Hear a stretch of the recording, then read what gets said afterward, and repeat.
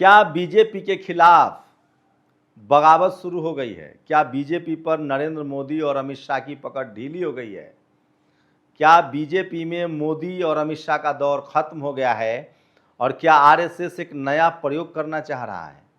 क्या बीजेपी में जिस तरह से अमित शाह और नरेंद्र मोदी ने खासकर हिंदी पट्टी में बिहार, राजस्थान, मध्य प्रदेश, यूपी, इन सब राज्यों में दलित पिछड़े नेताओं को जोड़कर सरकार बना ली थी, क्या आरएसएस उसको खत्म करना चाहता है? और क्या जो बहुजन लीडरशिप वाली पार्टियां हैं वो बगावत करेंगी? संजय निषाद ने साफ कहा है कि चाहे मुझे मंत्री पद से हटा दो, लेकिन अगर आरक्षण नहीं दिया तो तुम्हारी खैर नहीं है, मैं सड़कों पर उतर के आंदोलन करूंगा। चिराग पासवान ने पहले ही कह दिया है कि कॉरपोरेट सेक्टर में, प्राइवेट सेक्टर में अब आरक्षण होना ही चाहिए। तो क्या जो बहुजन लीडरशिप वाली पार्टियां हैं उनकी साख बचेगी? क्या होगा नीतीश कुमार की पार्टी का? क्या होगा मांझी जी का? क्या होगा चिराग पासवान का? क्या नाव डूबेगी तो ये सब डूबेंगे या ये पहले ही छलांग लगाकर निकल जाएंगे?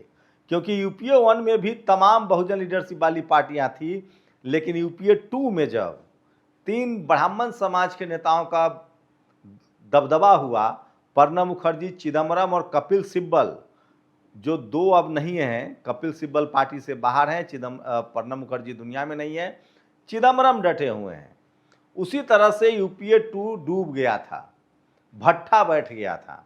तो क्या वही बीजेपी का होने वाला है? इस वीडियो को अंत तक देखिए, आपको अंदाजा हो जाएगा कि बीजेपी के राष्ट्रीय अध्यक्ष जो है वो जनरल कैटेगरी से हैं, नितिन नवीन, और उनकी जो नई टीम आई है उसमें आप बहुजन ढूंढते रह जाएंगे। बहुजनों को सिर्फ एससी मोर्चा, एसटी मोर्चा और ओबीसी मोर्चा तक सीमित कर दिया गया है। उनका मीडिया सेल कौन चला रहा है, उनके महामंत्री कौन है, ये सब जब आप देखेंगे तो इस देश के बहुजनों को देखना चाहिए। सोचिए, मैं एक बात और बता दूं, टॉप 10 मंत्री कौन है? नितिन गडकरी। अगर आप मोदी सरकार के ही टॉप 10 मंत्रियों की बात कर ले तो कौन है? नितिन गडकरी। ये परिवहन मंत्री हैं, जनरल कैटेगरी से, ब्राह्मण समाज से आते हैं। राजनाथ सिंह रक्षा मंत्री, जनरल कैटेगरी से हैं, ठाकुर समाज से आते हैं। निर्मला सीतारमण कभी चुनाव नहीं जीती हैं, दूसरी बार राज्यसभा से हैं, क्या है? फाइनेंस मिनिस्टर, वित्त मंत्री, ये ब्राह्मण समाज से हैं। आते हैं अमित शाह, ये भी जनरल कैटेगरी से हैं, वैश्य समाज से हैं, गृह मंत्री हैं। तो गृह मंत्री, फाइनेंस मिनिस्टर, रक्षा मंत्री, अब आते हैं इनके तमाम जो बड़े मंत्रालय, सोचिए। और सबसे बड़ी विडंबना, जो दलित पिछड़े नेता हैं, चाहे चिराग पासवान हो, उनका आप सेक्रेटरी पता कर लीजिए। ओबीसी के धर्मेंद्र प्रधान ओबीसी कम्युनिटी से आते हैं, उड़ीसा में ओबीसी है, राष्ट्रीय नेशनल पैनल में वो जनरल में है। उनके सेक्रेटरी कौन थे? विनीत जोशी। अब वो मंत्रालय किसके पास चला गया? शिक्षा मंत्रालय प्रहलाद जोशी के पास। आरएसएस का सबसे फेवरेट मंत्रालय है, सारे वाइस चांसलर, कुलपति, स्कूल, कॉलेज, आईआईटी, आईआईएम पर, क्योंकि आरएसएस अपनी विचारधारा फैलाना चाहती है। सोचिए, और आरएसएस, और 12 साल में स्कूल कॉलेज बर्बाद हो चुके हैं। लखनऊ में देखिए बच्चे सड़कों पर बैठे हैं। तमाम अंबेडकर हॉस्टल और स्कूलों की हालत देख लीजिए, जबकि उसके अलग से सोशल जस्टिस मंत्रालय होता है। तो मुझे लगता है कि आरएसएस ने पूरा कंट्रोल कर लिया है पार्टी पर, और नरेंद्र मोदी और अमित शाह का दौर अब खत्म हो रहा है, ये बात दिख रहा है। स्वास्थ्य मंत्री कौन है? जेपी नड्डा, वो भी जनरल कैटेगरी, ब्राह्मण समाज से। तो टॉप मंत्री सोचिए, फाइनेंस मिनिस्टर, शिक्षा मंत्री, स्वास्थ्य मंत्री, ये तीनों ब्राह्मण समाज से हैं। आपको लगता है कि यहां दलित पिछड़ों का कुछ होने वाला है? शायद यही वजह है कि एससी, एसटी, ओबीसी के लोग अब इस सरकार के खिलाफ हैं और उनको अब हिंदुत्व के नाम पर नहीं ठगा जा सकता है, क्योंकि उनके मुद्दे गायब हैं। संजय निषाद कह रहे हैं, जो मंत्री हैं यूपी में, चुनाव है 27 में, कि भैया हमारा आरक्षण दे दो, नहीं तो हम सड़कों पर बैठ जाएंगे। योगी आदित्यनाथ का लेख छपा हुआ है, पुराना लेख है, कि हम आरक्षण के पक्षधर नहीं हैं, महिला आरक्षण के भी पक्षधर नहीं हैं। तो बीजेपी की मुश्किलें बढ़ती चली जाएंगी। लेकिन सवाल है कि अनुप्रिया पटेल, जो केंद्र में साझीदार हैं, चिराग पासवान साझीदार हैं, नीतीश कुमार के कोटे से लल्लन सिंह जनरल कैटेगरी के मंत्री हैं, उनका प्रभार अच्छा है। लेकिन रामनाथ ठाकुर, जो अति पिछड़े समाज से, उनका मंत्रालय देख लीजिए। तो मैं फिर कह रहा हूं, इस देश में दलित पिछड़े सिर्फ वोटर हैं, उनके पास वोट है, और इसकी वजह है कि बहुजन लीडरशिप वाली पार्टियां आपस में इतनी टूटी हुई है, बटी हुई है, उनकी वैचारिक सहमति नहीं है। लेकिन अब तो बीजेपी ने जो दिखावा का जो 27 ओबीसी मंत्री था, और पार्टी किसकी होती है? जिसका लीडरशिप हो। बीएसपी किसकी पार्टी है? मायावती जी की अध्यक्ष हैं। उसमें जो फैसले होंगे वो मायावती जी की विचारधारा के होंगे, चाहे कितने भी एमपी एमएलए कोई बन जाए। लेकिन बीएसपी आरक्षण के खिलाफ जा सकती है क्या? समाजवादी पार्टी के अध्यक्ष अखिलेश यादव चाहे कितने भी एमएलए एमपी लोग बन जाए, क्या वो आरक्षण, ओबीसी आरक्षण के खिलाफ जाएंगे क्या? बहुजन आरक्षण के खिलाफ जाएंगे क्या? आरजेडी राष्ट्रीय अध्यक्ष लालू प्रसाद यादव, हेमंत सोरेन जेएमएम, क्या वो आरक्षण के खिलाफ जाएगी? लेकिन सोचिए, मैं इसीलिए कह रहा हूं, जो सवन लीडरशिप वाली पार्टी, चूंकि अभी कांग्रेस सत्ता में नहीं है, लेकिन उसके राष्ट्रीय अध्यक्ष दलित हैं, बुद्धिस्ट हैं, और वो वैचारिक रूप से आरक्षण के पक्षधर हैं। अब वहां धीरे धीरे एससी एसटी ओबीसी को डाइवर्सिटी जगह दी जा रही है। लेकिन सोचिए, बीजेपी नितिन नवीन जनरल कैटेगरी से, वो क्यों आरक्षण के पक्ष में होंगे भाई? ये अंदर की बात है। तो अब मैं उस पार्टी दिखा दे रहा हूं, और उसी से अंदाजा लगा लीजिएगा कि बीजेपी पर नरेंद्र मोदी और अमित शाह का दौर क्यों खत्म हो रहा है, और मैं ये बात क्यों कह रहा हूं। मैं जब बात कह रहा हूं तो उसके पीछे का तर्क क्या है वो भी आपको समझना पड़ेगा।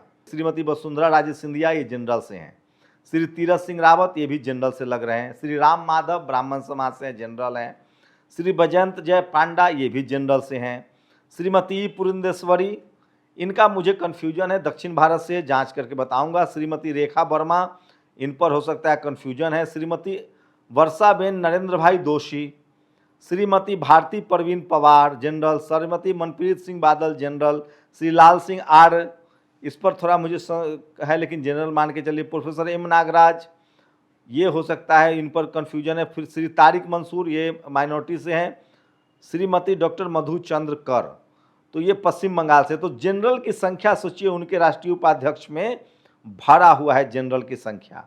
मैं इसलिए कह रहा हूं कि अब बहुजनों सिर्फ यहां दरी बिछाना है आपको। राष्ट्रीय महामंत्री बीएल संतोष, श्री शिव प्रकाश, श्री सौदान सिंह, बहुत जानबूझकर टाइटल छुपा लिए जाते हैं। राष्ट्रीय महामंत्री तावरे, बंसल, देव, स्मृति ईरानी, पुनिया, पटेल, द्विवेदी, भाटिया।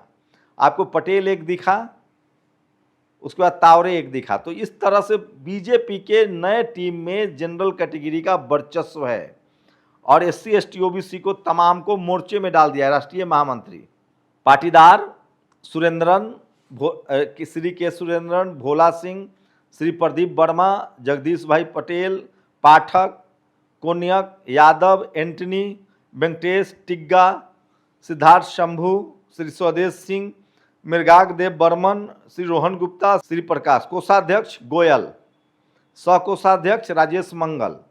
मैं इसलिए कह रहा हूं, इनको कैटेगरी वाइज जारी करना चाहिए, इससे पता चले। राष्ट्रीय कार्यालय प्रभारी Chugh general, Mahendra Pandey general, Sambit Patra general, Rajiv Babbar general, ये प्रकोष्ठ संकुल संयोजक Dutt Sharma general, Rituraj Sinha general, Harshvardhan Reddy general.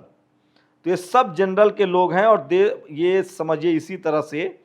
और बाकी जो लोग हैं राष्ट्रीय महामंत्री और मोर्चा में बाकी लोगों को डाल दिया गया है। मैं इसलिए कह रहा हूं कि बीजेपी जो है वो उसमें अब दलित पिछड़े आप ढूंढते रह जाएंगे, ये तो अब पार्टी का स्ट्रक्चर है। मैं इसलिए कह रहा हूं कि दलित पिछड़े अब समझना पड़ेगा कि इनके राष्ट्रीय अध्यक्ष जनरल के हैं तो वो अपनी विचारधारा लागू करेंगे, बहुजन समाज के हिस्से में कुछ नहीं आना है। और ऊपर से इनकी सरकार में सारी सरकारी नौकरियां खत्म हो रही है, सारी पीएसयू कंपनियों को प्राइवेटाइज किया जा रहा है। आरएसएस मोहन भागवत एक बार बोल चुके हैं कि राजनीति मतलब आरक्षण की समीक्षा होनी चाहिए। तो आरएसएस हो या बीजेपी हो, वैचारिक रूप से ये आरक्षण के खिलाफ हैं, ये दलित पिछड़ों के खिलाफ हैं, ये जातीय व्यवस्था के पोषक लोग हैं, ये कास्ट हायरार्की को बरकरार रखना चाहते हैं। और विज्ञान से ज़्यादा इनका भरोसा अंधविश्वास और पाखंड पर है। तो ये बहुजन समाज को समझना पड़ेगा कि स्कूल, अस्पताल, पढ़ाई लिखाई, दवाई अगर आपको चाहिए तो आपको बहुजन लीडरशिप की पार्टियों में भागीदारी बढ़ानी होगी। क्योंकि आप कार्यकाल उठा के देख लीजिए, बीजेपी का एजेंडा गाय गोबर गौमूत्र, मायावती जी का एजेंडा स्कूल कॉलेज अस्पताल, सुंदर शहर। अखिलेश यादव का एजेंडा शहरों का विकास, बड़े बड़े स्टेडियम, बड़े बड़े मेट्रो। तो बहुजन लीडरशिप वाली पार्टियां रोजी रोटी, रोजगार, आरक्षण, बेरोजगारी के खिलाफ लड़ती है, लेकिन जो जनरल लीडरशिप वाली पार्टियां हैं उनका एजेंडा होता है धार्मिक एजेंडा, जातीय एजेंडा, कास्ट सुपरमेसी को बरकरार रखना। सोचिए आज भी इस देश में चपरासी से लेकर चीफ जस्टिस तक, SC ST OBC, किसान, अल्पसंख्यक, जनरल में भी जाट, पटेल, मराठा, इन सब की मिलाकर भागीदारी आप देखेंगे। Judiciary, media, bureaucracy, college, university, सिर्फ विधायिका के अलावा इनकी भागीदारी कहीं ठीक ठाक नहीं दिख रही है। विधायिका में भी 50% से ऊपर नहीं है, क्योंकि वोट है इनके पास। लेकिन बाकी देखिए इनकी न्यायपालिका, कार्यपालिका, जो ब्यूरोक्रेसी है, कॉलेज, यूनिवर्सिटी, मीडिया, जुडिशियरी, इनकी भागीदारी 10% से आगे बढ़ ही नहीं रही है। और इसीलिए क्योंकि इस देश में बहुजन समाज के पत्रकार नहीं, आपको बोलना पड़ेगा, पढ़ना पड़ेगा। मैंने बीजेपी के टॉप 10 मंत्री बता दिए, ज़्यादातर जनरल कैटेगरी के हैं, सोचिएगा जरूर। शुक्रिया। दस्तक की आपसे गुजारिश है कि अगर इसको बचाना चाहते हैं तो नेशनल दस्तक को सब्सक्राइब करने के लिए रेड कलर के सब्सक्राइब बटन को दबाएं, फिर बेल आइकन की घंटी दबाएं। नेशनल दस्तक को बचाने के लिए बहुत जरूरी है कि हर खबर को शेयर करें, लाइक करें, कमेंट जरूर करें।